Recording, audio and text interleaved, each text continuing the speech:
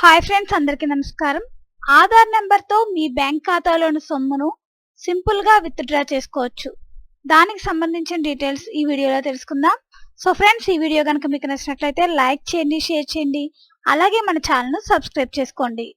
ప్రస్తుతం ప్రతి పనికి ఆధార్ తప్పనిసరైంది. ముఖ్యంగా ఫైనాన్షియల్ విషయాలకు ఆధార్ కేంద్రం తప్పనిసరి చేసింది. ఇప్పటికే పాన్ నెంబర్కు ఆధార్ లింక్ చేసుకోవాలని కేంద్రం క్యాంపెయిన్ చేస్తుంది. అలాగే ఆధార్ కార్డ్ లేనిదే బ్యాంక్ ఖాతా ఓపెన్ చేయడం కూడా అసాధ్యం. బ్యాంక్ లోన్ డిపాజిట్లు ఇలా ప్రతి చిన్న పనికి ఆధార్ కార్డ్ తప్పనిసరి అయింది.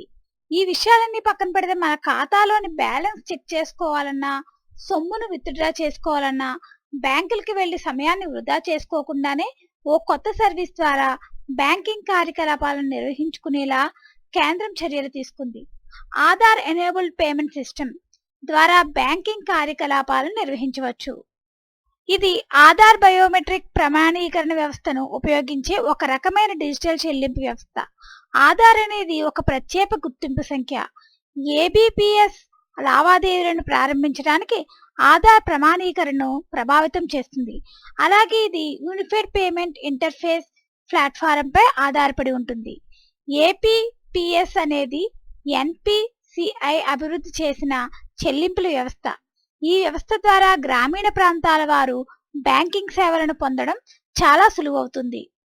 ఆధార్ ప్రమాణీకరణను ఉపయోగించి ఏదైనా బ్యాంక్ అధీకృత ప్రతినిధి మైక్రో ఏటీఎం లేదా మొబైల్ పరికరాలను ఉపయోగించి బ్యాంక్ సేవలను అందించవచ్చు. ఆధార్ చెల్లింపుల వల్ల కలిగే ప్రయోజనాలు ఏమిటంటే, బ్యాంక్ ఖాతాతో ఆధార్ లింక్ అయిన ఖాతాదారులందరూ ఓ ప్రత్యేక గేట్వే ద్వారా వివిధ రకాల సేవా అభ్యర్థనలను సమర్థవంతంగా నిర్వహించడానికి ఎన్పిసిఐ ఈ కొత్త విధానాన్ని రూపొందించింది. కస్టమర్లు చెల్లుబాటు అయ్యే ఆధార్ నెంబర్ను కలిగి ఉంటే దీని ద్వారా వారు అధీకృత బ్యాంకుతో ఏఈబిఏ సెటప్ చేసుకుని ఏఈపిఎస్ సర్వీసును పొందవచ్చు. కస్టమర్ ఆధార్ ఎనేబుల్ చేసిన బ్యాంక్ ఖాతాను యాక్సెస్ చేయడానికి బ్యాలెన్స్ ఎక్వైరీ, నగదు ఉపసంహరణ వంటి ప్రాథమిక బ్యాంకింగ్ లావాదేవీలను నిర్వహించడానికి ఆధార్ను ఉపయోగించడానికి అనుమతిస్తుంది. అందుబాటులో ఉన్న సేవలు ఏమిటంటే బ్యాలెన్స్ విచారణ, నగదు ఉపసంహరణ, నగదు జమ, ఆధార్ నిధుల బదిలీ, చెల్లింపు లావాదేవీలు ఇవి తప్పనిసరి. ఆధార్ సంఖ్య, బ్యాంక్ పేరు, మొబైల్ నంబర్.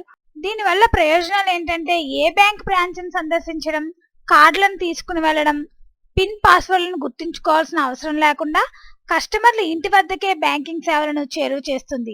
ప్రాథమిక బ్యాంకింగ్ లావాదేవీలను చేయడానికి ఈ విధానం చాలా సులువుగా ఉంటుంది.